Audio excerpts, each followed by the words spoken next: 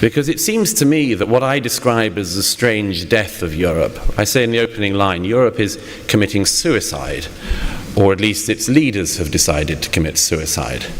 Whether the publics agree to go along with that or not is another matter. Now, this strange death, this suicide, seems to me to be a very unnatural thing to happen in nature.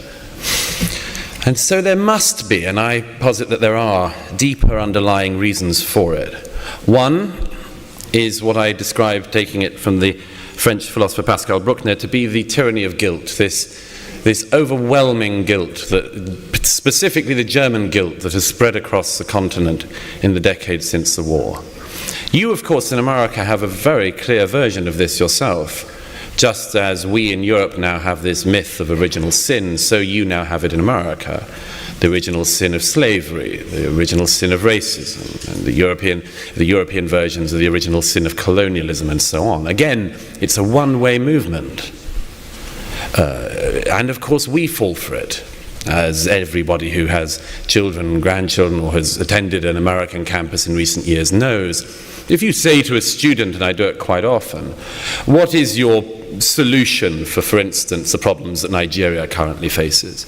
They have no solutions, they have no suggestions, very few of them can point to the country on a map.